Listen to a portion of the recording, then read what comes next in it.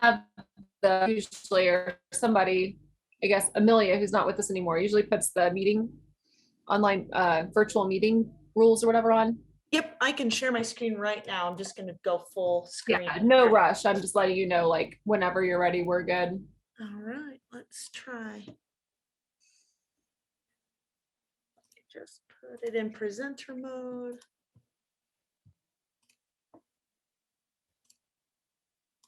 That's cool that Amelia took a planning job.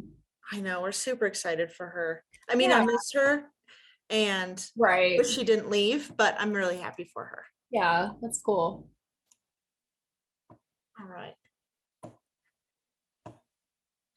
All right, so this is our historic preservation meeting. Today is, I have no idea what day it is. February 21st, 2022. And we, all commissioners will be on video. Commissioners and staff will be asked to click raise hand when they wish to speak. The chair will call on individuals to speak. Commissioners and staff are asked to keep their microphones muted until called upon. Members of the public will be muted during presentations and commission discussion. For public participation, join the meeting from a computer or dial in by phone. All public members are muted upon entry. To make a comment during public comment segments, on a computer, click the raise hand icon. It is either in the participant panel on the right of your screen or in the control panel at the bottom of the Zoom screen. You may have to hover over that area to see it. By phone, hit *9 to raise your hand. The chair will call on those with raised hands individually, and you'll be unmuted when called upon. Speakers are limited to 3 minutes. So those are our electronic meeting procedures. And we'll do a roll call. Yeah, sure. So Chair Haley. Here. Commissioner Burke. Here. Commissioner Dunlap. Here. And Commissioner Keller. Here. All right, and then for our agenda this evening, we just need approval for that. So if there's any changes or additions, otherwise we can have a motion to approve. I would move to approve the agenda. I second that motion. And all those in favor? Aye. Aye. All right. And then from our last meeting, do we do the election of officers now? So we have our new offices this year, which include chair, vice chair, and then our historical commission liaison, which is our museum commission. So I've been chair for a long time. I'm happy to continue unless someone else would like to fulfill that role.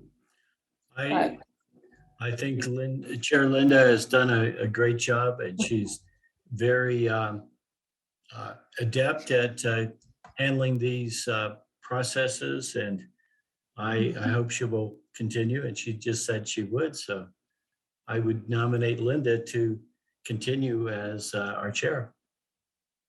Yeah, I'll second that. Linda, that's very gracious of you to offer it up for somebody else, but prefer to have you in the chair. I'm happy to do it. So we'll take a vote on it. So we'll do we do a roll call, or can we just do a regular? Kim, that's kind of a question for you. We can just do a regular vote. Yeah, I think you would go, you could just do a regular vote as long as everybody agrees and then makes that official motion for like each chair, vice chair. Yep. Okay. So we'll just, if someone wants to make a motion for that, then we can vote on it. I think I just did, but I would move that Linda Haley continue as chair of the Historic Preservation Commission. I would second that motion. And then all in favor? Yes. All right. Aye.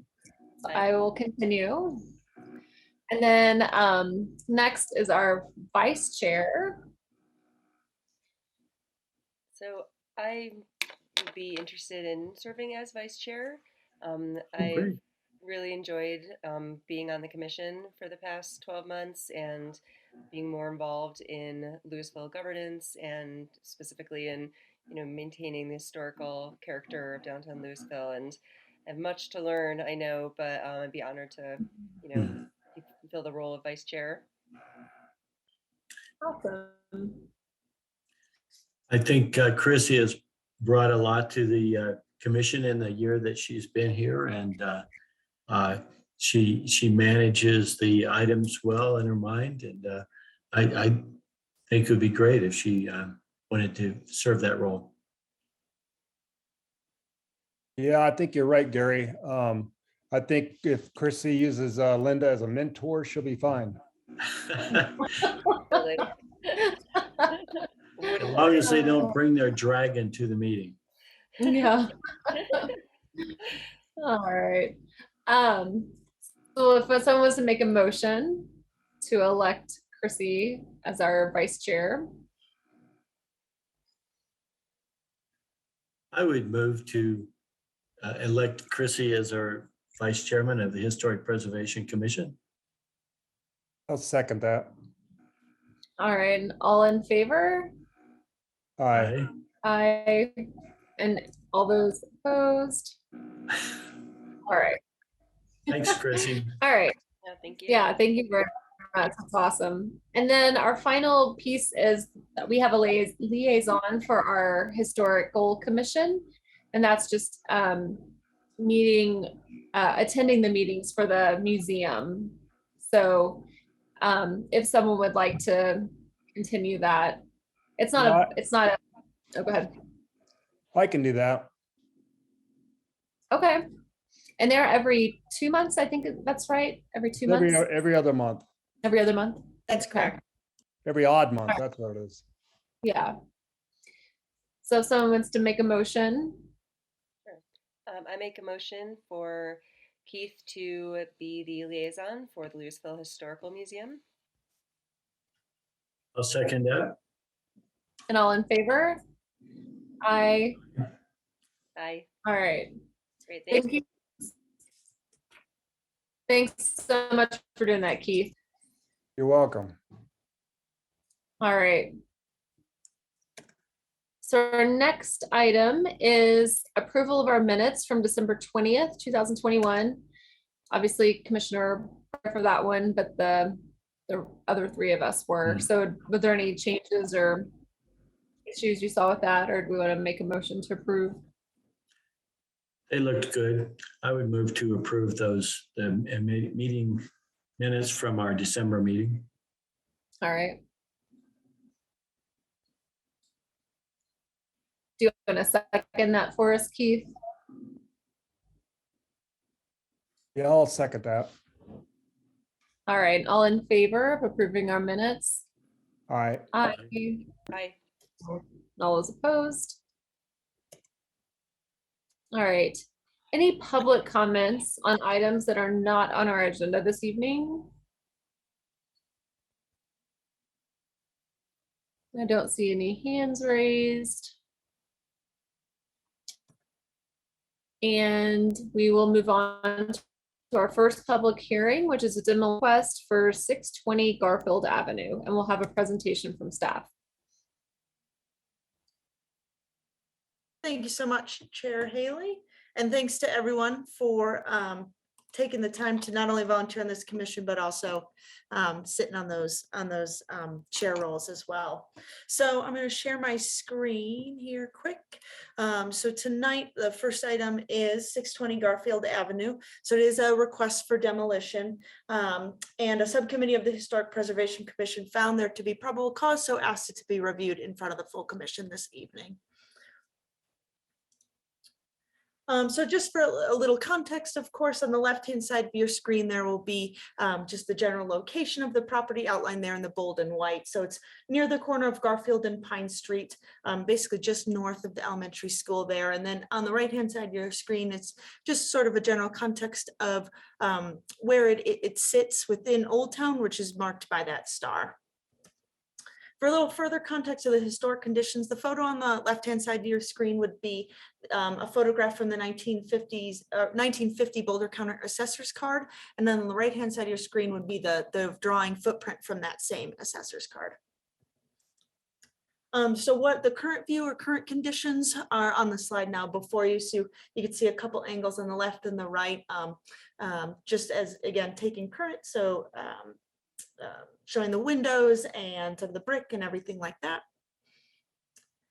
And then so for the purpose of the demolition review, of course, it would be to spread the loss that may have had historic and architectural significance. And then we would outline a review at this meeting here, some of the review criteria. So you can see those outlined before you. I'll just read them briefly, just for the record. So the review criteria we'd be looking at would be the eligibility of the building for designation as a landmark. So the typical things of age, significance, and physical integrity. We'd look at the relationship of the building as a potential contributing structure, or potentially the reasonable condition of the building, and then as well as the reasonable projected cost of restoration or repair. And so to dive into those, for age and significance, the principal structure at 620 Garfield was constructed in 1950, so it would make it approximately 72 years old, so more than 50 years old. And then the significance is this house would be certainly associated with a few things. First, the kind of growth and development of Old Town in general. It would also showcase sort of a shift in architectural trends. So we're looking more at maybe the minimal traditional or sort of a ranch style structure. So it would speak to that as well. And then it does also have a connection to the Barday family who did live there for a number of years. For integrity, the structure adds character and value to Old Town. It remains in its original lot, so it remains in its original location. And again, as I mentioned, it sort of is a nod to that growing Old Town and a nod to that sort of mid-century architectural shift. The structure does retain all 7 aspects of integrity, including location, setting, workmanship, materials, design, feeling, and association. So the specific property condition and the cost estimates for restoration at the time of application were unknown. And so what you have before you for this demolition review request would be you may release the permit or place a stay on the application for up to 180 days. That would start at the time of application, which was received on December 14th. And so a full 180-day stay would expire June 12th of this year. But staff does recommend a 75-day stay, which again would include that time. So from December 14th. So that would expire on February 27th, 2022. So this originally was to go before us in January. And of course, we weren't able to do our meeting for then. So staff is just counting that 75 days. We have talked to the applicant and the homeowners about preservation options and what that would look like. And so that's where staff recommendations came from. And so that's my presentation. I'm certainly here for any questions. And then it looks like I have both the applicant, Kevin Anderson, and then one of the homeowners in Chad Braun here for any questions or comments as well. Thank you.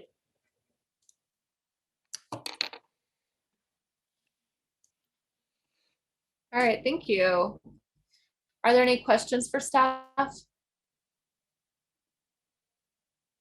Kim, based on this having been slated for the January meeting, would it be reasonable to add 30 days to the stay period so that if there really is an interest in looking at the options to do a historic assessment? Sure, yeah, that's up to you as the commission. So certainly if you wish to add that time, you could. Well, we really haven't had the discussions with the applicants either. Mhm. And if That's there's about a genuine interest in, as is sometimes the case, in doing the assessment and seeing what's possible. Sure, yeah, I'll let the applicant speak to those more specifically just with Okay. that, of course, but yep.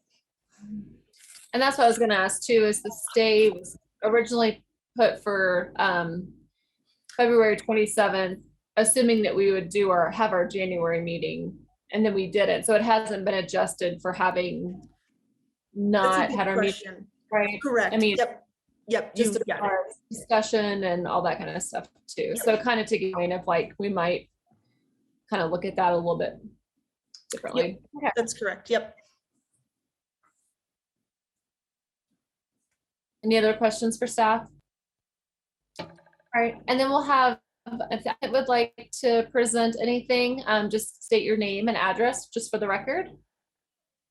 Sure, I'll start. My name's Kevin Anderson and I'm with ArcWest Architects.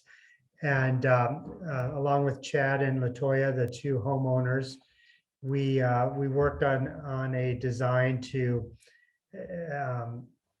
expand up on this footprint. The lower level of the house has been nicely renovated and improved in the past. And so this is really a first, second floor renovation and modification. So we're not increasing the footprint of the house, even though it's on a pretty large lot. So our feeling is the impact is minimal. And then I guess to speak to the original architecture,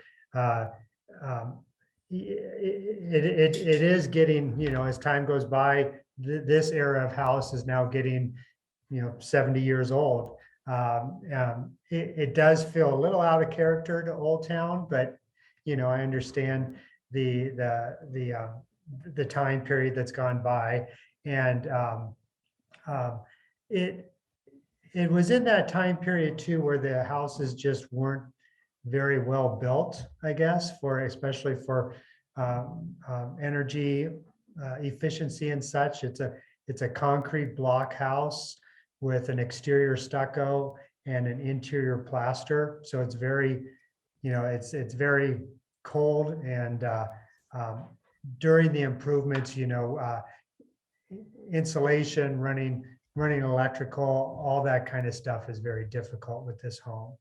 But I think we've minimized the impact by keeping that footprint. And maybe Chad would like to say something in addition to me, but thank you very much for your consideration.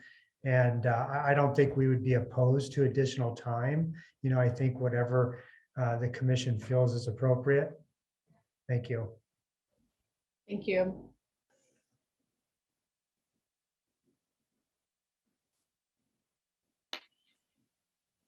And the homeowner definitely isn't obligated, doesn't have to say anything unless they just want to. So just again, Yeah, if you would like to just make an address. No, you're totally fine. Can you hear me? Yes. We can Yes. hear you. Yeah. Great. So yeah, this is We'll just Chad, state your and name and- Okay. yeah, the only two things I'd like to clarify is that we've actually owned two homes in Old Town, so we've been here something in the neighborhood of 15 years. We've owned the current home since 2012 and have actually interacted with the Historic Preservation Commission previously in regards to meetings at the library when they were identifying grants and landmarking.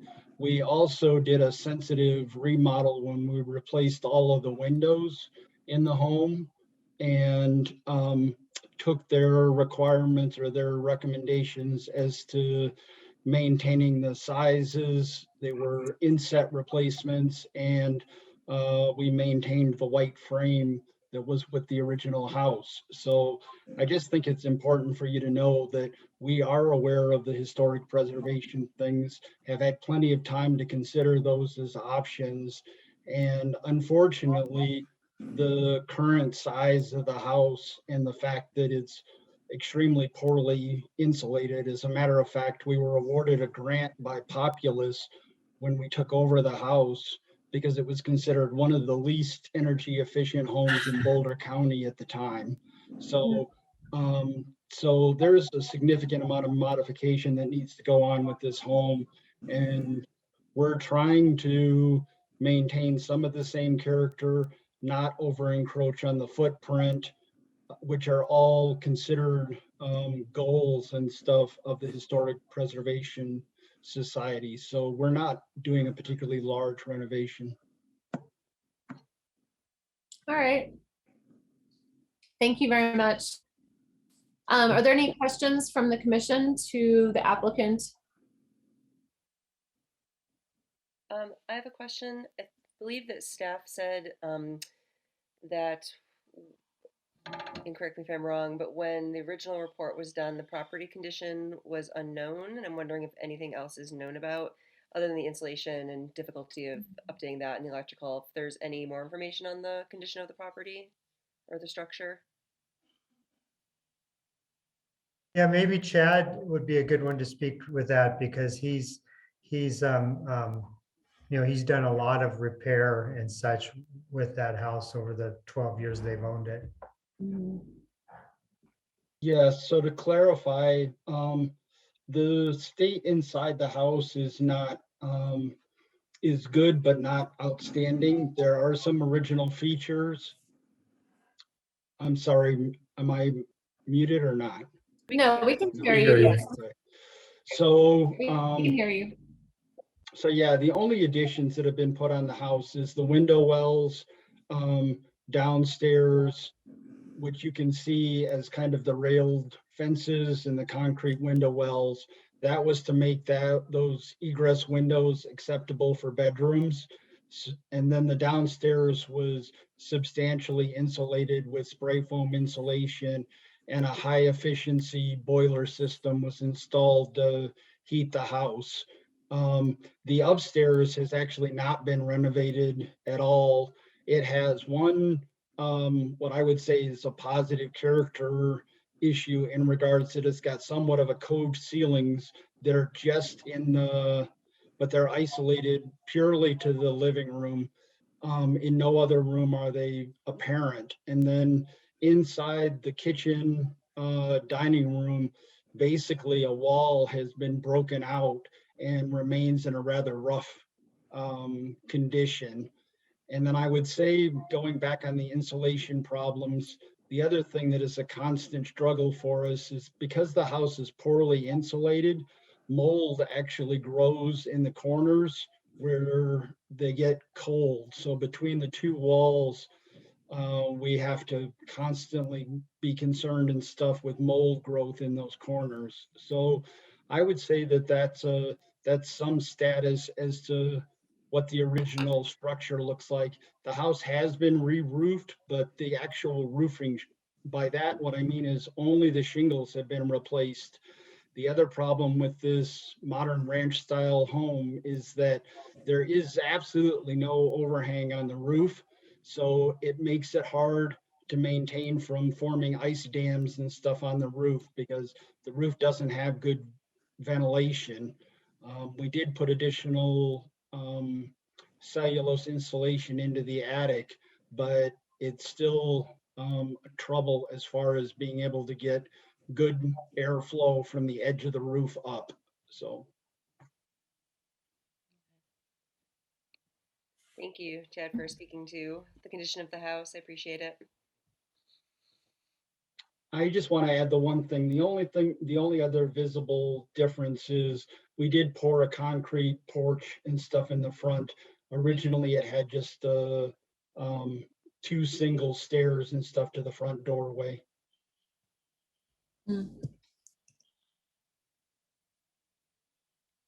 Okay.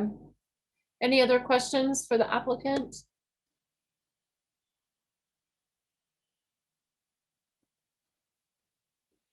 All right. And is there any public comment on this property? Chair Haley, I do see one person with their hand raised. I'll let them talk here. Berlau? Oh. Still there. Yeah, hello, my name's Dan Burlow. I live at 1201 Lincoln Avenue. Can you guys hear me? Yes. Yes, we can hear you. Terrific. I just wanted to say, like I said, I live on Lincoln Avenue and I actually walk by this house every day, walking my kids to school. I think a lot of people do. And I wanted to say that I'm in full support of the renovations and demolition that the homeowners are planning. Full disclosure, I know Chad and Latoya, and I think the one relevant thing I'd like to add is that when my house last year came before the Preservation Commission, if you recall, 1201 Lincoln was the small home that was moved across town to Pine and Lafarge.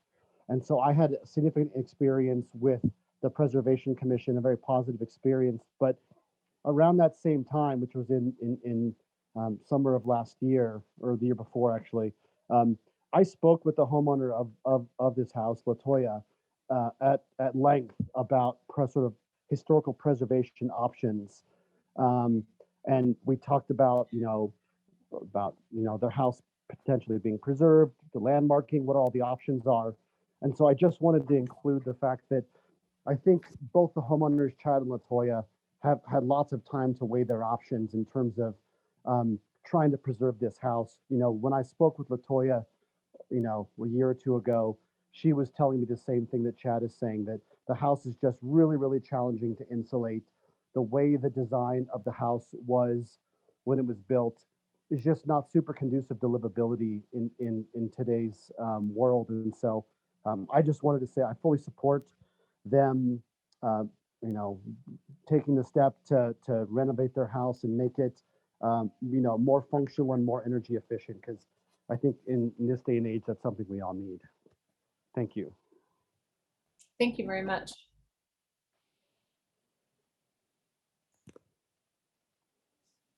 All right, I don't see any other, so we'll bring it back for discussion. Oh, and Chad still has his hand up. But I think that might just be from previous. Okay.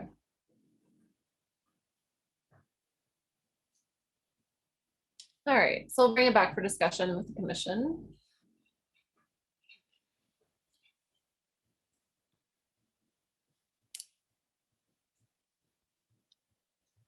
So I think just to kind of get it out there, this house are older. Its architectural integrity is definitely there as far as looking like it did when it in the assessor's photo when it was. There's definitely context as far as like where it is in the neighborhood and all that, and then social history. There is social history, so there are definitely those pieces, which are all things that staff pointed out as well in their staff report. So a lot of our discussion is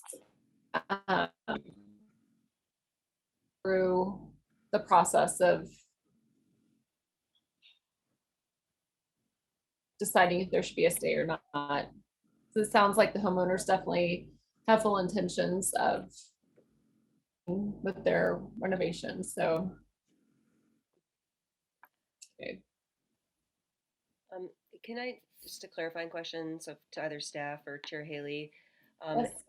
that if we were to, one of the options presented was the stay, I'm just looking at my notes here, the 75-day stay, just to clarify, Right. that would end essentially the end of this week, and that's kind of one of the options that we have. Or Gary also mentioned, extending it beyond that. So it sounds like kind of those are the two things we're considering. Right. So because Lewisville is a voluntary program, we can do stays on properties, and that's basically, and once those stays expire, then that's then the property owner can do whatever they want. And staff put the 75-day stay based on just their interactions with the homeowner. And that would be 27th. Yeah. And so if we wanted to pursue a little bit more, we could extend that stay for another 30, basically. Is that what you're asking? Yeah. Yes. So, right.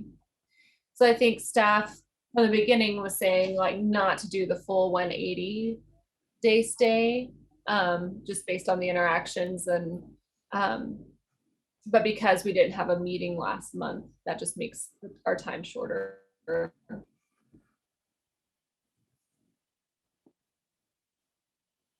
Right, thank you. Yeah, of course.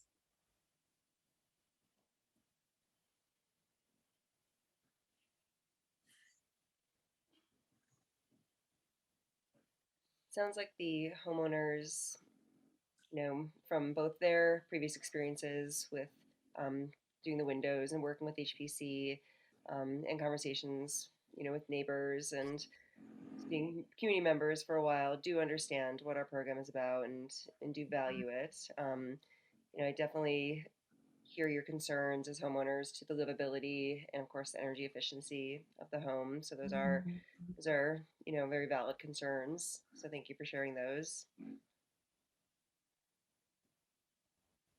Mhm.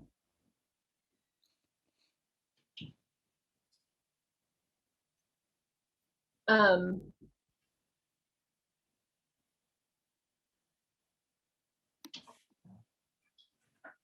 yeah, I don't know. Do you have anything, Gary or Keith? It looks like the trajectory it's on is sort of what the homeowners and their professionals are intent on doing. Mhm. Yeah, I agree. I have no problem with them trying to be more energy efficient. I'm an advocate for that. What I'm concerned about is if they pop the top and raise it up too high, it might be out of character with the neighborhood, or somebody might complain that it's too high. I don't know, I haven't seen the design. But if it's that poorly built, I mean, I think we should minimize the stay, only because seems like they're pretty set in their course. Mhm.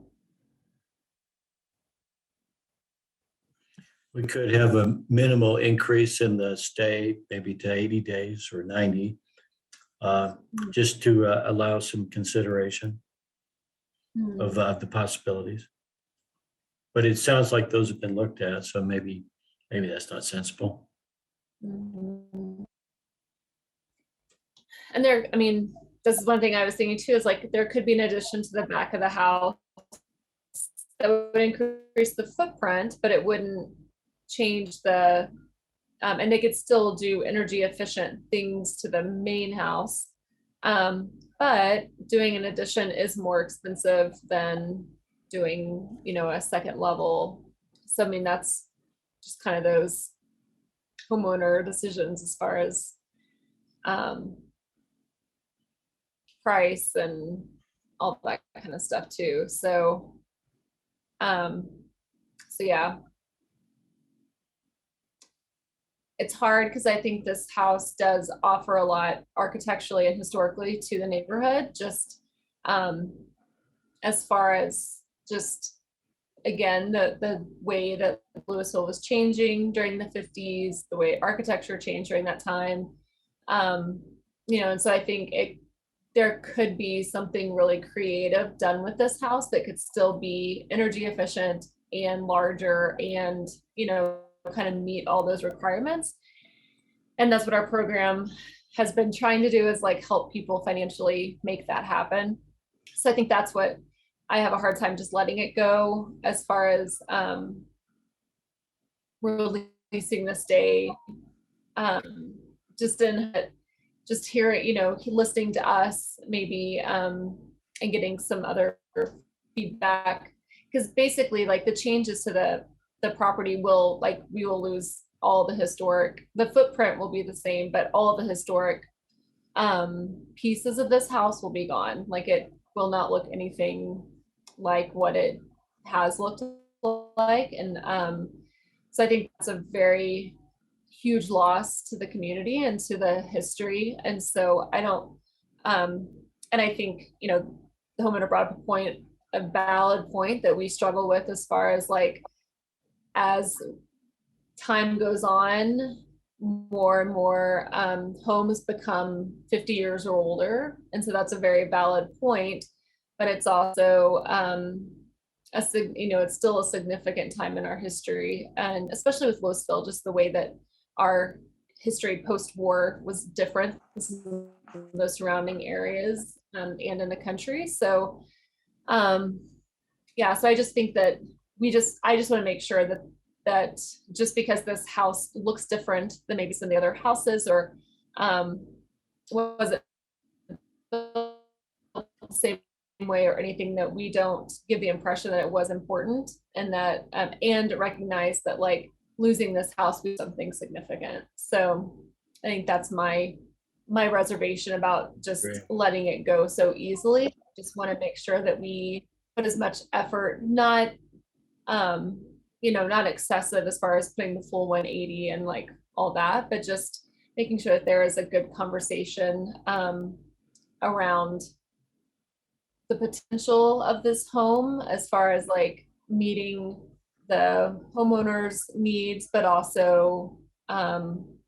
fulfilling some of our historic character in Lewisville.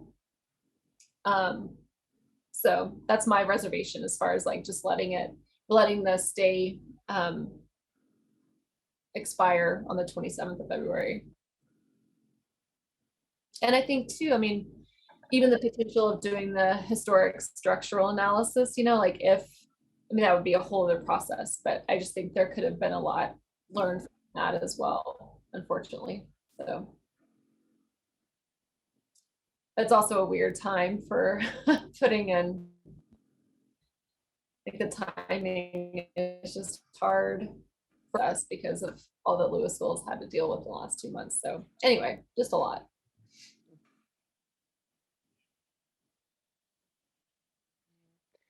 Thank you for sharing all those thoughts, Chair Haley, because I think, I do agree that it is hard to let go a property that has such integrity and really marks that transition time in Lewisville's history.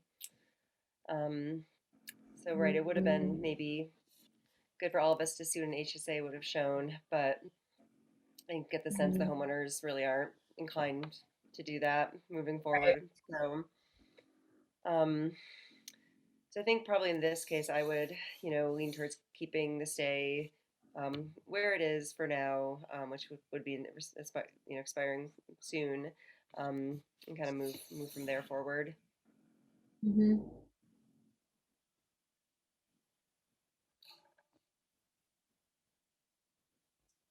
And Keith and Gary, how do you feel about the stay? What are your thoughts? I think you and Chrissy both expressed it pretty well. I think the social significance, the fact that it's a Steinbaugh mother who built this house and the others for children is a factor. But if the construction is, I guess, is markedly not up to the standard of her house, and so maybe we do need to leave it where it is. Mm-hmm. I don't see maybe much advantage in some slight extensions of the stay. Right.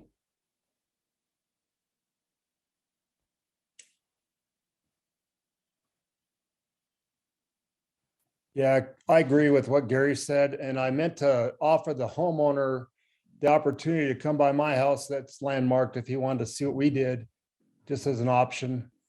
But sounds like they've already got their mind made up, so I don't have a problem with minimizing the stay.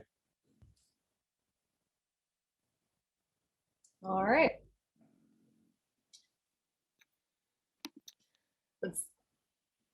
Would someone like to make a motion? Sounds like we're coming to an agreement. So I'll make a motion to accept the petitioner's demolition request for 620 Garfield Avenue. Second. I'll second. All right, and we'll do a roll call for this one. So, Sure. Commissioner Berg, Approved. Chair Haley, Yes. Commissioner Dunlap, Yes. and Commissioner Keller. Yes. All right. So our next item is a probable cause determination for 740 Grant Avenue, and we'll have a staff report for that. Thanks so much, Chair Haley. I'm gonna go ahead and start sharing my screen again. So, yep, this item on the agenda, as you noted, is for 740 Grant Avenue.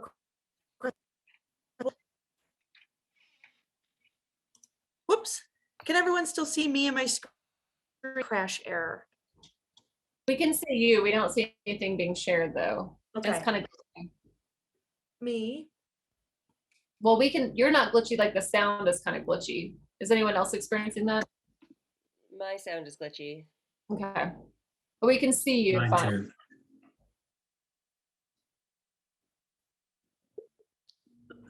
I'm back. Sorry about that. Oh, it's fine. That is why you have a backup host. So thank you, Liz. All right, let me reshare my screen and everyone can hear me okay, just the same. I can see everyone. Yep. Good, Yeah. sorry about that. Let's try this again.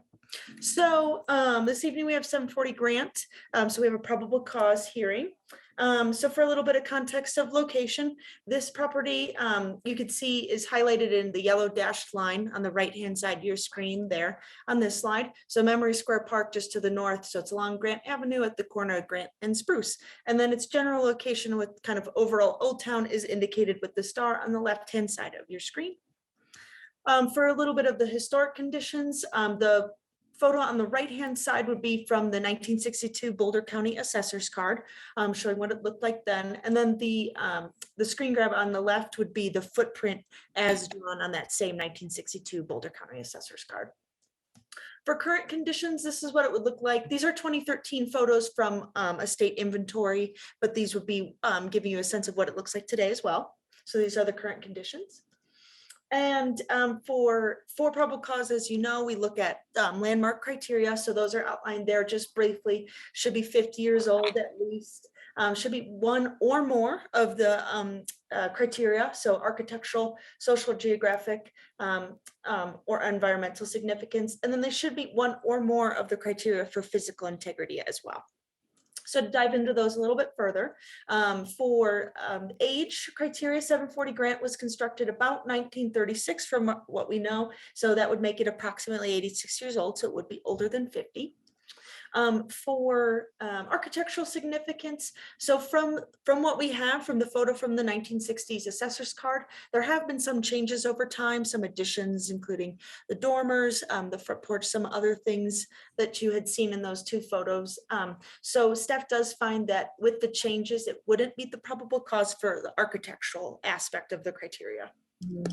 But for the social significance, the location of the subject property within the neighborhood, Pleasant Hill neighborhood in Old Town, as well as the family ties from previous homeowners to Lewisville businesses and mining, we do feel, or staff does feel that it would meet the cultural and social heritage of the community, so there would be probable cause to meet those criteria.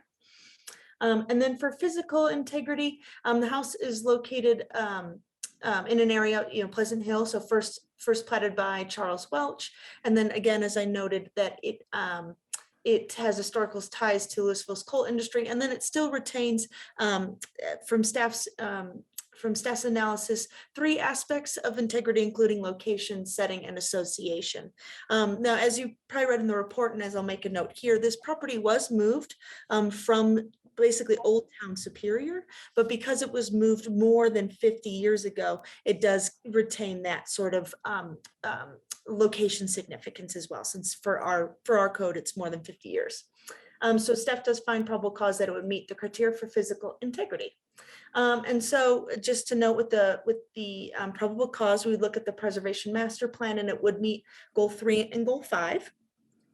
And so with all of that, staff does recommend that the Historic Preservation Commission do find probable cause for 740 grant. So that would, the current maximum amount available for an HSA upon approval of a probable cause would be $4,000 for a residential property. And so you may by motion approve or deny the finding of probable cause. And with that, I'm here for any questions. And then I have the homeowner, Connie, is here as well to answer any questions. And I believe she has a few words she wants to share as well. So thank you. Okay. Sure. All right, any questions for staff? All right.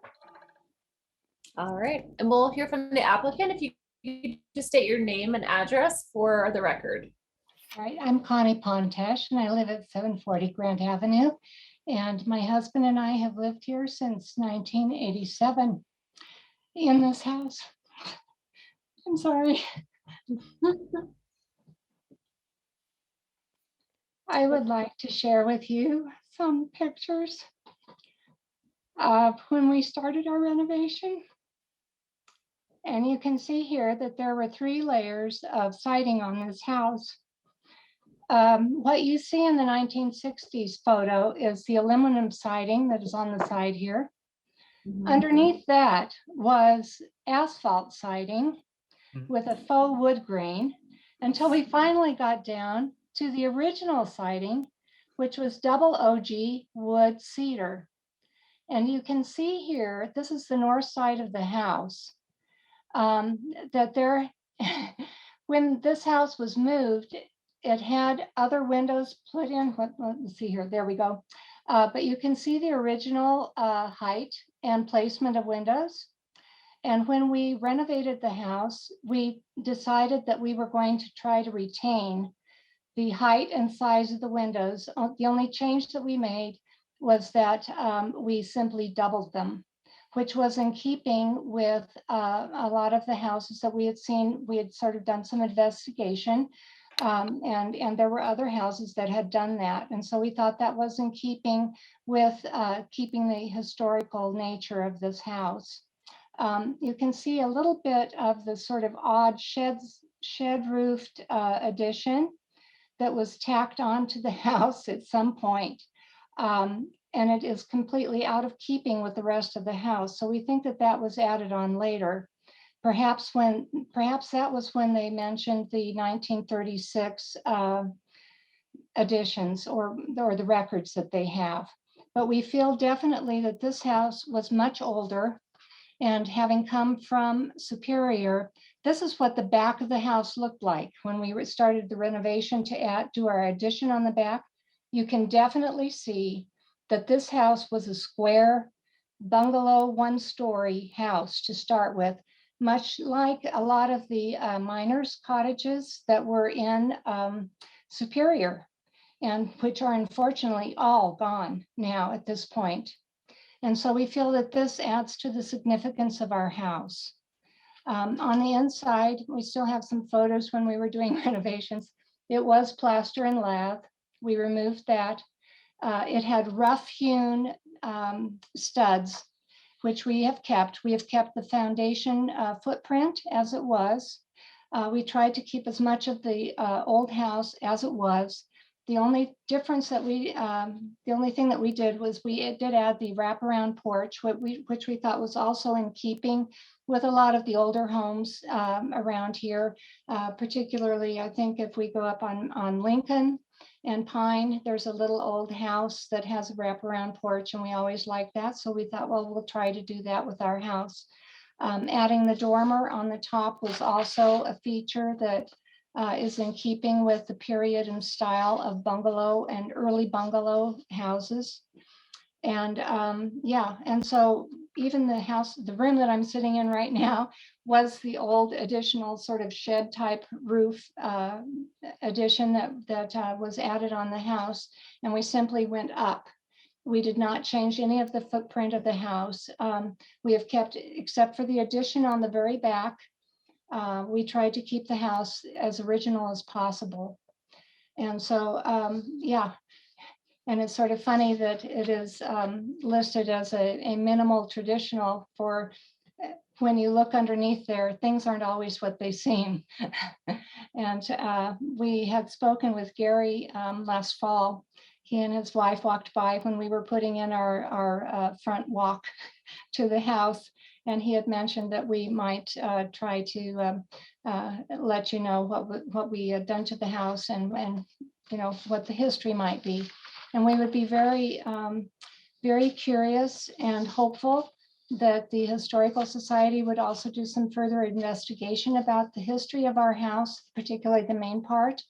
We have retained, as I said, you know, the walls on the exterior of the house, except for we had the double OG siding made specifically to the same measurements that had been on the original house. We had added that also on the back of the house when we did our addition, but the original floor is still in the house. So we tried to have retained as much as possible. So I don't know, do you have any questions? Thank you so much for sharing all this. Does anyone in the commission have any questions for the homeowner? So it sounds like, as far as the windows, anywhere we see the double window, there was a single window in that same shape. Mhm. Yes. Is that correct? That's Same. correct. But we copied the exact size. We took the measurements and then we just simply added an additional window to the side of the location that they were in. Yeah, it's a lot of exploratory. That's so interesting. Well, yeah, I mean, it started, we were just replacing windows in the kitchen. And then we thought, well, this is sort of odd, you know. We have these different types of siding on here and okay. And then we looked at the back and the porch and we thought, well, yeah, the main part of the house must have been square. And the very top of it, way back when you looked at the top of the roof, when you looked at it from the front, it looked like it was all one, you know, sort of stretch there. But you could see that it went up, that there was this flat area, and then it went down a little bit over to the what was added on as a bedroom. And so the main part of the house actually had a little square patch in the top, often like what you might see with a little tiny widow's walk type feature that they added on to a lot of homes around here. And so that was what was there. And actually, when my husband went up into the attic a few times in the added bedroom, he said, oh, there are wood shingles up here on the old part of the house. I can see the old roof line coming down here. Oh, interesting. So yeah, so we know that the old part of the house, the main part, must have been older than 1936. Sure. Mm-hmm.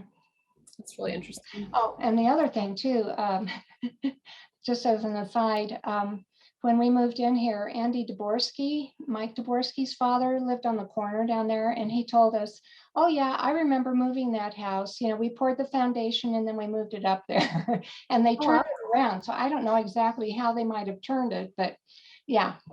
Wow, that's amazing. Yes. That's so And you mentioned hoping to work more with the Lewisville Historical Society, but from what you know, is there more history that's known about, you know, by either the Lewisville or Superior Historical Society? Is there any more information that's known about this house? Well, I'm hoping that the Superior Historical Society might be able to help us out with that. I don't know what kind of records. I've seen pictures that someone had in an archive they shared with us many, many, many years ago that you could access online. I don't know if it was through CU or a different agency, but you know, someone had actually gone through and photographed every single house in Boulder County. Does that ring a bell? I'm not sure. Maybe not. But I was hoping that perhaps there would be a house that would be at least be similar. Frances Franchini McLaughlin did stop by our house one day and she told us, yeah, you know, our house, and I could, for the life of me, I can't remember. She said it was on the corner of 2nd or 3rd Avenue and another cross street. I can't remember. But yeah. So, yeah, in light of all the tragic events that have happened and the loss entirely of Old Town Superior. I just thought, it'd be such a tribute to them. Mhm. Right. And I would think that they might be able to at least know the location of where Right. this came from. But I don't know what the all like tangible records are now, which is a Right, big fear. This is like been our museum's biggest fear of like what happens if we lost our museum. And so Yeah. so Yeah. it'd be interesting to, I don't know. But I'm sure, I'm sure we could probably figure out. And I think like Bridget has in her, because you read the report that Bridget Bacon at the museum put Right. together. Yeah. I We've think- been in touch earlier. Mhm. Right. And so I think that's probably the extent of what we have. I thought it was really interesting too that they used it as the photo for an example of a house in Lewisville for the #1 best city, Yes, I know. We were shocked. yeah. We had no idea. That's fun. Someone came by, oh, did you see Money Magazine? No. Yeah. That's Yeah, a but, history. we had also received some kind of a pamphlet or flyer, and I don't know if it was from the Historical Commission or from the Historical Society. And they had chosen our house as an example of sort of sensitive reconstruction or additions to an historic home. Interesting. Yeah, Yeah. so we're proud of that. Yeah. Yeah, it's some good work for sure. Yeah, we Any tried other very questions? hard. Yeah. Any other questions for the homeowner? And then we'll see if thank you so much for just giving us more information. I think that was really helpful, especially just kind of as we as commissioners were comparing the architectural integrity from from the assessor's Right. photo to, Yeah, that was very, that looks nothing like it did. yeah. So we were trying to figure out, like, is this the same house? Or, so that was really Yeah, helpful. right. Now you know. So thank you for doing that. You're welcome. All right, I don't think we have any questions for you either. So we will see if there's any public comment and then before we bring it back to discussion. So if anyone in the public has anything, and I'm not seeing anyone. All right, so we will bring it back for discussion with the commission.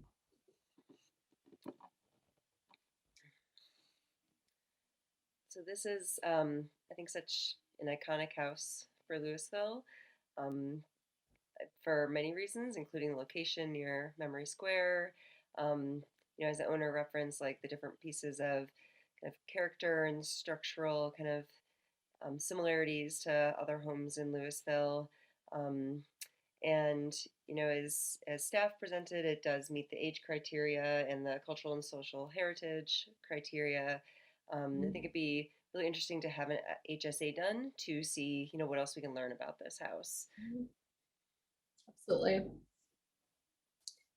And I think too, part of the cultural and like geographical piece is the fact that it was moved from Old Town Superior. I think, especially in light of our current situation, that is just that much more valuable. Yeah, I agree, absolutely. So definitely the architectural integrity. I think the fact that they did bring back so much based on their exploratory work they did as far as taking the siding off adds architectural integrity to it. Some of the like nitpically, we do want the windows the same size as they originally were, but I think like the fact that it's much, much similar to how it was originally with the siding and the shape, like the height of the windows is kind of overshadows or compensates for any changes as far as the addition, like the dormers and all that. So I think it has been sensitively added onto and brought back to the original even as it's been changing. So we've lost some architectural integrity, also gained some. So I think my point is that's kind of not a issue for me. So, I would tend to agree. Right. I think like it's kind of just building upon its own historical integrity, with all that it's been through. And I think it's, we can't see the inside and the original floors, but those are in there, and that's really special and unique, and other things like that that are also, included as well. So, in terms of determining probable cause for landmarking and doing an HSA, I think it's a good candidate. absolutely. I appreciate the enthusiasm of homeowners in the old town who want to be part of that process. Most of us just don't really have the advanced background of the Department of Interior approach to keeping everything authentic, and it just can't always happen, I guess. But I think it's just a great addition that people want to be part of the old town and keep a house, keep a structure. Absolutely. Yeah, I just want to say one other thing. I agree with what you guys all said. And in addition, any house that's been moved should have a structural assessment done just to make sure there's no hidden issues. It's true. That's my geek engineer hat. That's right. All right. So it sounds like it meets the criteria and would definitely qualify for probable cause as far as being eligible for the $4,000 HSA.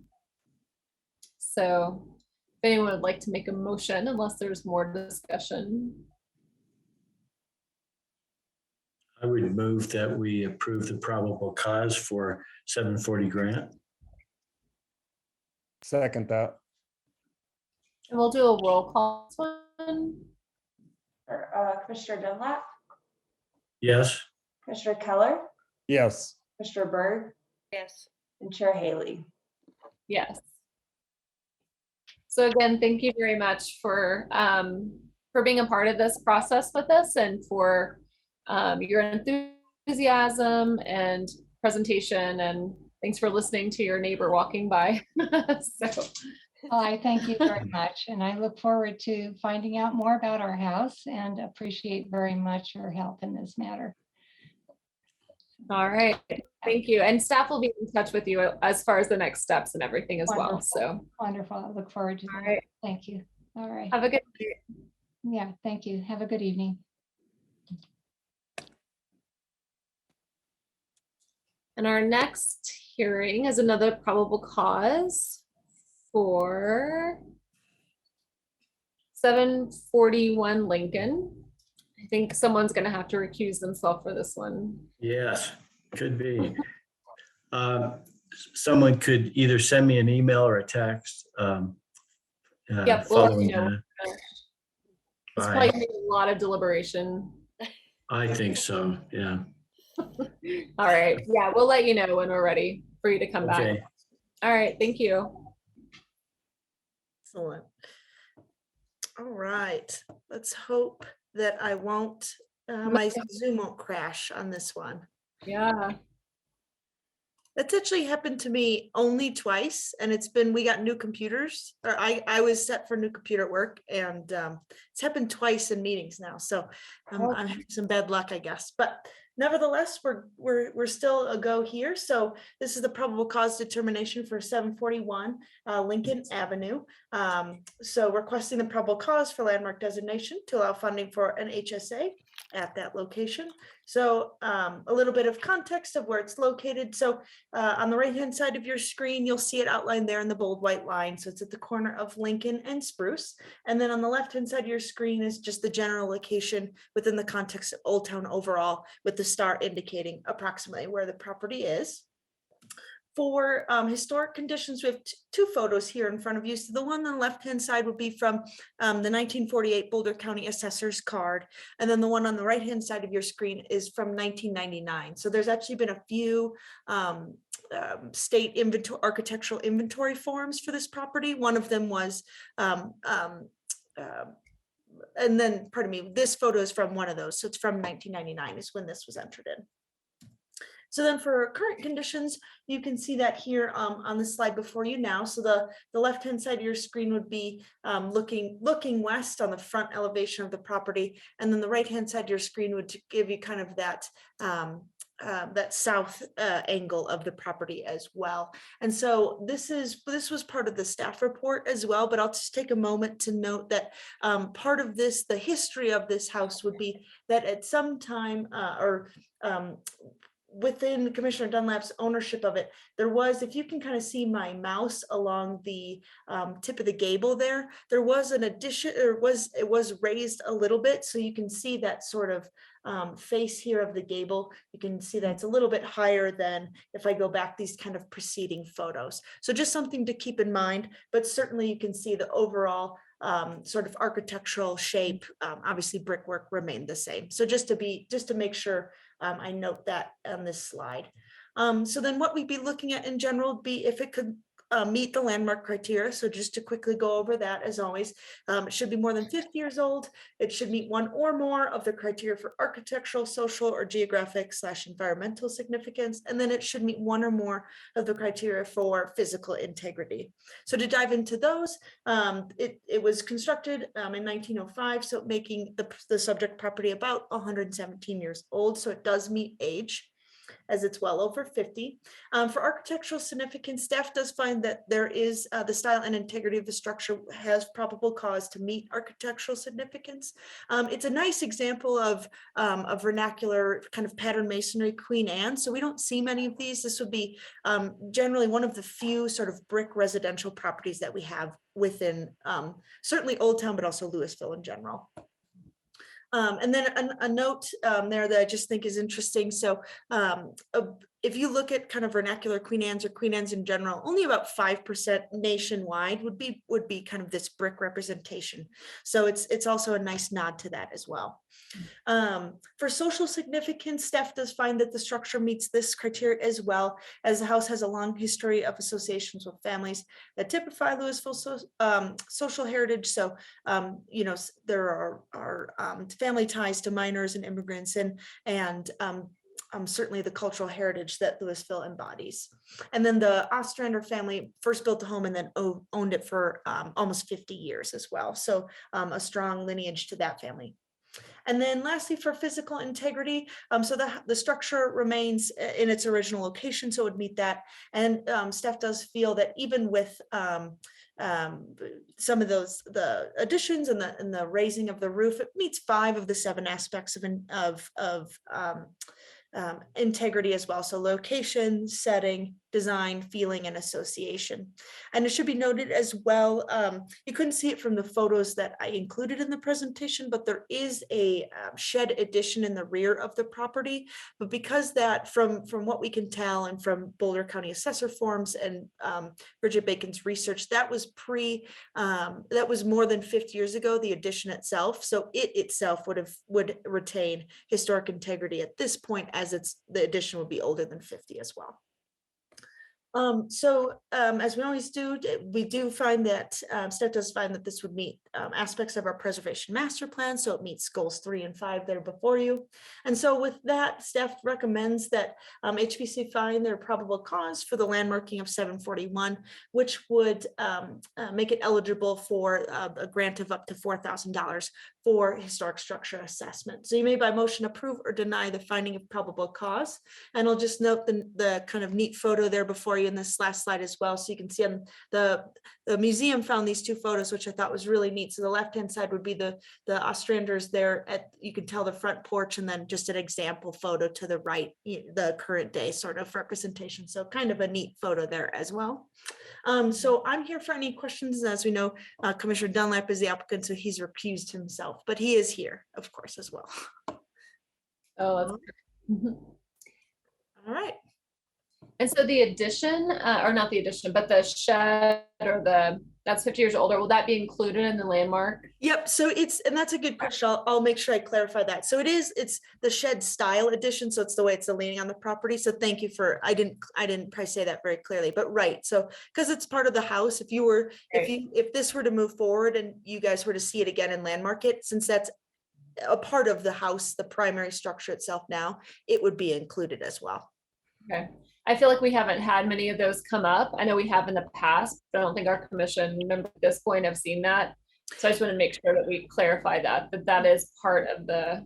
Yep, that's a really good question. So, well, two things, if I may, to add to that would be, that's a really good question. So, right, typically, if you're looking at landmarked, a property that's saying I would like to be landmarked, you're addressing what it looks like, today. So, do you feel like, as it is with additions or anything else, as it sits today, would you feel it meets those criteria?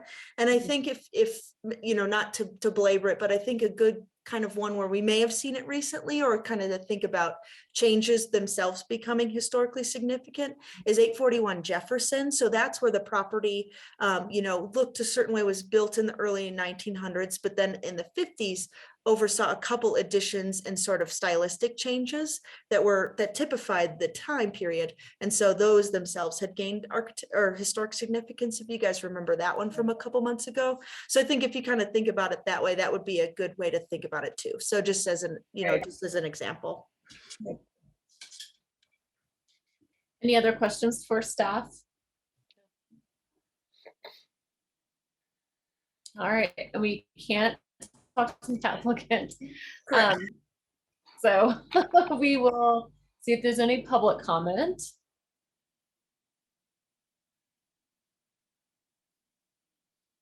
I don't see any, and so we'll bring it back for commission discussion. So I really do think this is a unique home for Lewisville.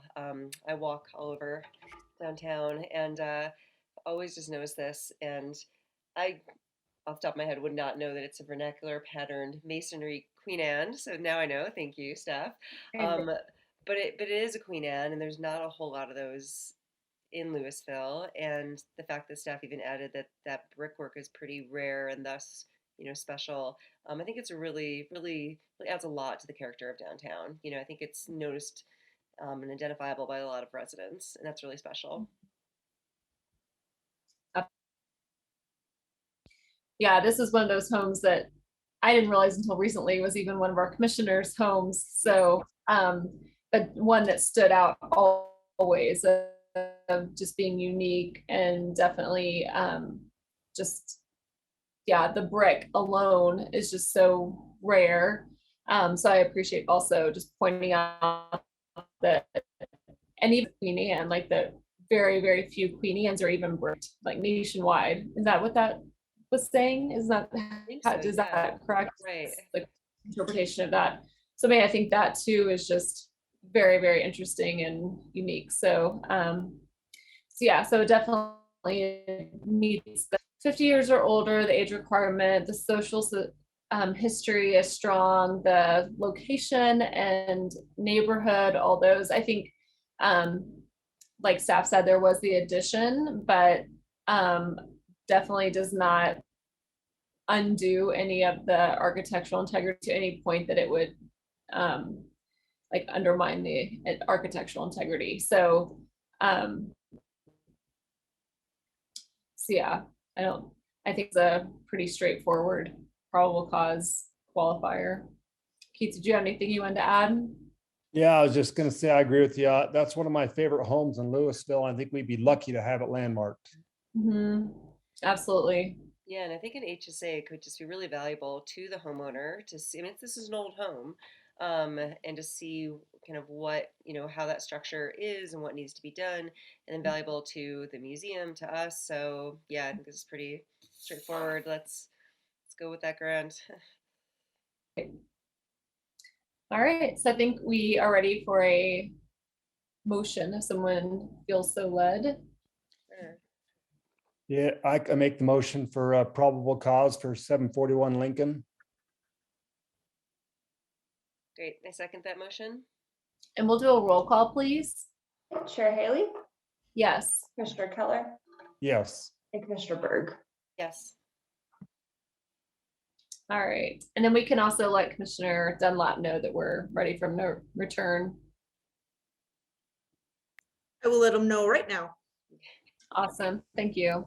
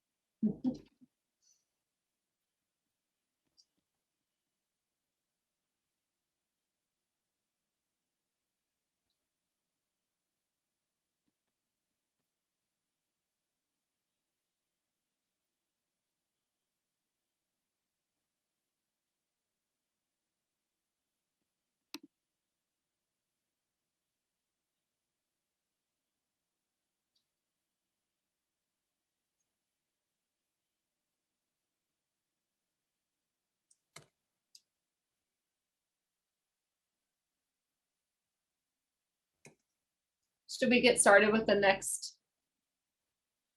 pieces or anything? I don't know. It doesn't look very like he's going to miss anything.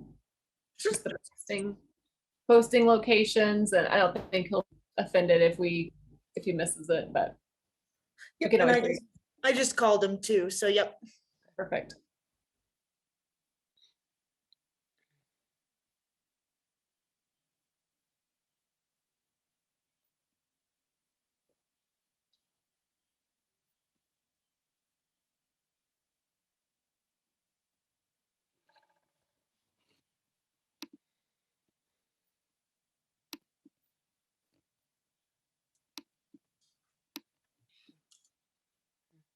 Hi, Gary.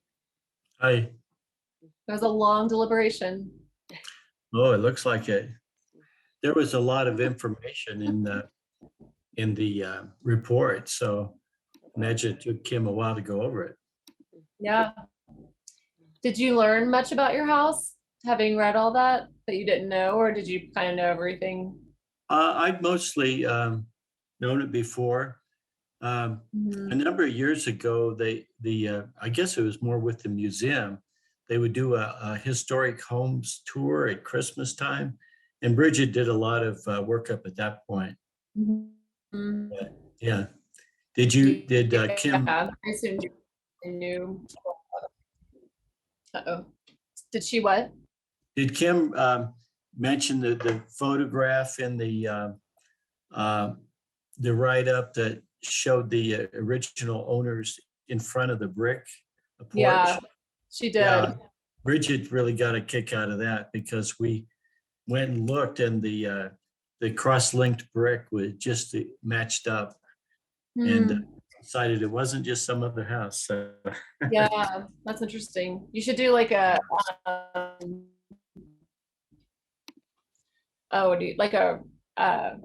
where they retake the photo, like the exact same photo with different people, but in the same spot. Like you could do it, but as like a new homeowner, but like line it up where it's like the exact same picture. I'm gonna start growing a beard now. Yeah. Yeah, there you go. We're very excited about that. Okay. So we're just gonna move on to our next item, which is items from staff. It's our locations. Thank you, Chair Haley. So I'll go ahead and scroll down and put these on the screen, but this is pretty standard as you do from year to year. You'll just be asked, and it's part of the agenda packet this evening, to just approve those locations, the posting locations, and then the meetings. So I can put those up if you'd like, but they were part of the packet.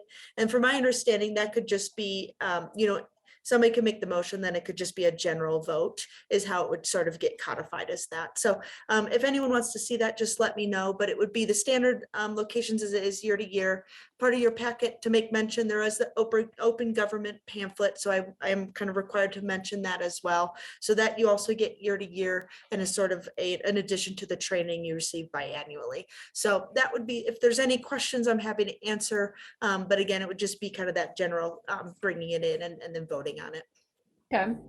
Does anyone need more clarification or any questions or anything about that? I think we've all been on long enough to kind of know what the protocol is.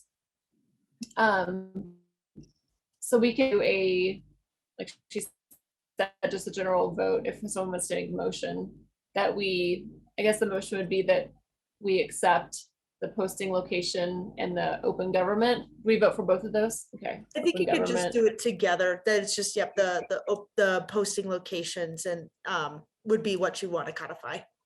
Okay. I can make a motion that our commission accepts the posting locations. I'll second. And all those in favor? Aye. Aye. Aye. All right. And then for our meeting dates, I think we've gotten through all of our holidays because this was Day weekend, and then January we missed. That's usually Martin Luther King for those are the only dates that we always have to kind of play with. Were there any other changes for the schedule? Okay. Not this year, unless you'd like to, move, the Christmas meeting around if it's close to Christmas or those sort of holiday dates as well. Yeah, I'll probably just look at that closer to time. Right. Any other discussion from any of the commission members as far as conflicts or anything? We will have to be really careful about just communicating if we do need to be gone at any point, just so we have a quorum, just because we're small far.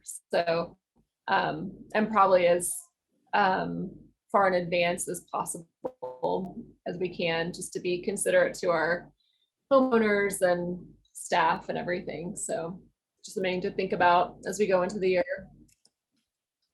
All right, any other updates from commission members?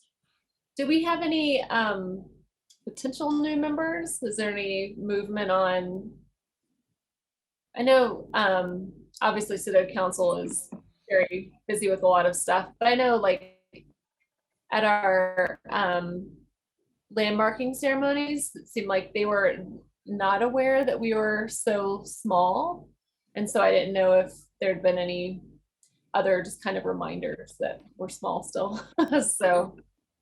Yeah, I know that I've been in contact with Meredith Muth, who's our city clerk. And so we reposted it again in the paper, I think recently, as I think it was last week, maybe, or maybe Okay. the week before that. And then I've started to draft up a few basically like flyers, but images that we could have our sort of public like Facebook team that would be able to put that out there. So if you'd like, I can go ahead and make those and put those out. I thought I'd probably run them by all of you and just see, if you kind of generally liked the look of them and felt like I was advertising appropriately and that sort of thing. But those were, so we are trying to still get the word out that we're small and we're welcome to new people as they wish to come to us. So. Okay. Does anyone want to see the draft, or do we want to just say go with it just for time's sake? How do we feel about that? I'm okay with going with it. Yeah. I think Yeah, for time's sake. I would say we have our blessing, so just go for it. Okay, Yeah. cool. Thank you. Yep. And then obviously too, if anyone is talking to in the community and or knows of anyone that lives in Lewisville that might be a good candidate, just definitely put the word out to any friends and colleagues, because that's a lot of times the best way to find people. So yeah, trying to think if there was something else. Yeah, any other items? Or I know I was going to say is did everyone ever able to attend the open government meeting that the city hosted last month? we weren't required to, but it was just the kind of what kind of welcome to being a city volunteer, and here's kind of expectations and that kind of thing. I think they might have recorded. Did they record it? I don't know if we still have access to it. But again, most of us have been on for at least a year, so we probably know a lot of it. But I think we also will have our training for like being a quasi judicial commission. And so that would be something just to, again, look at, just pay attention to, as far as we'll obviously put out it'll be in our agenda and knowing when it's coming, but just something to be aware of that it should be coming. And it's always helpful because we usually have direction from our city attorney and all that, as far as just making sure that we understand the process and all that. So even for as long as I've been on the commission, I feel like it's always helpful just to kind of have those reminders, and there's always kind of new things that I learned. So anyway, that's all I was going to say about that. Do you know if we can rewatch that, Kim, or no? I was just trying to look through my email. I think it was recorded, so I'll go back to the email or I'll talk to Meredith, and then if I have it, I'll send out that link just to our group. So if anyone's interested, you have that in your email. I remember it was recorded, but I don't know like what it's recorded for, like if that's for additional watching, or if it's just more of like record. I think it is keeping, available for but folks who missed it. So I do think you're right. I just want to double check. yeah, totally fine. And again, no one's obligated to watch it, but it's just, it's always just kind of interesting, helpful. All right.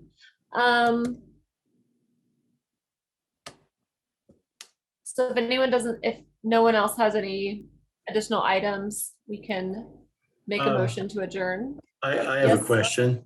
I got a notice about a variance request for 301 Pine.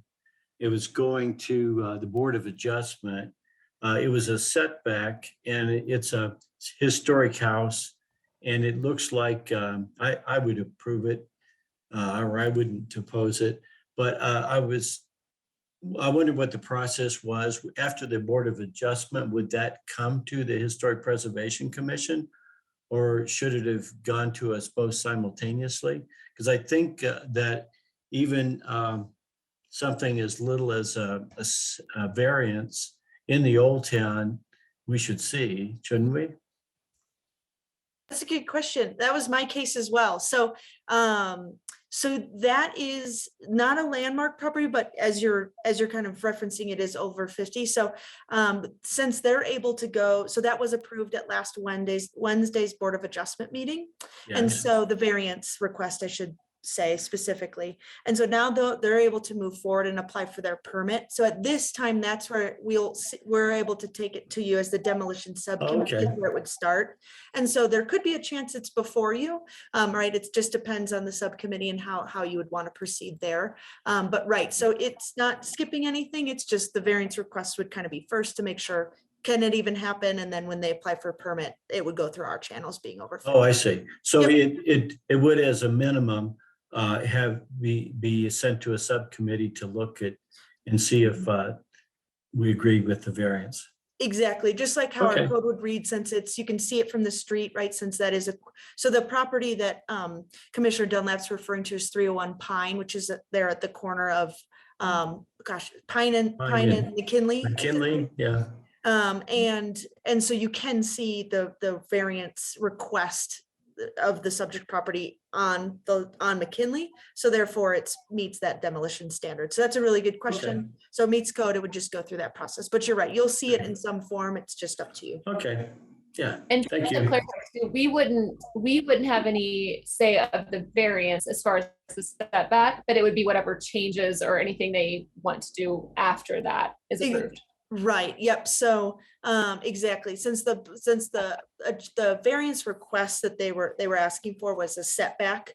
So Right. that would be, right, that wouldn't be under the Preservation Commission's purview, as you specifically note, right? So that's more the setback of the code, where you guys would then look at, okay, that other Yeah. portion for the demolition, exactly. The bottom line is, it was an addition, a 96 square feet addition to the structure. So, Yep. yeah. Yeah, this is great that this was my case, because otherwise I wouldn't be able to answer all these questions as thoroughly. This is good. Yeah, Okay. so it was 48 square feet was added at some time between when it was built and when the assessor came through, as we could tell by records. And then the request that was at last Wednesday's meeting was to basically take down the 48 square feet that were existing and add a 90 square foot addition. So essentially 48 additional square feet, right? If that makes sense overall, the way I'm explaining that math. But you're right, that was the request. But since it was in the setback and that didn't meet zoning, that's why I went to BOA, since that's Okay. their purview, that's their world of review. Thanks for the explanation. Yeah, good questions. Anything else from commissioners, or do you want to adjourn?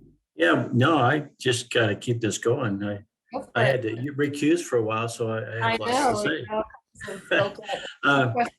Does the lifting of the mask mandate affect us?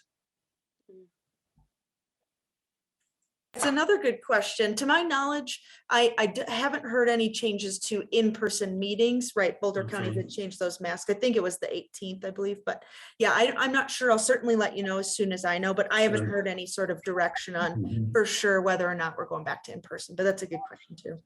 For what it's worth, I find the communication a little better with Zoom than when we had to manage our own microphones in the city council chambers. Anyway. Yeah, it definitely is. I think there's pros and cons for Mhm. sure. It definitely is more face to face this way, which I think I appreciate. Like we can see each other's faces instead of being side by side. Mhm. So there are some definitely pros and cons. And two, like I think city council will probably be the first to go back in person. So we'll be able to watch, their progression. So it won't be like a surprise of like, oh, it's next month. Like they'll have their meetings, I would imagine, before we do in person. So Okay. yeah, it's a good question. Yeah. Anything else, Gary? Yes, What I else? move we adjourn. All right. All right. I second that motion. All those in favor? Aye. Aye. Aye. All right. Have a good evening. Good to see everyone. Yeah, you guys too. See ya. Thank you, everyone. Good to see you all.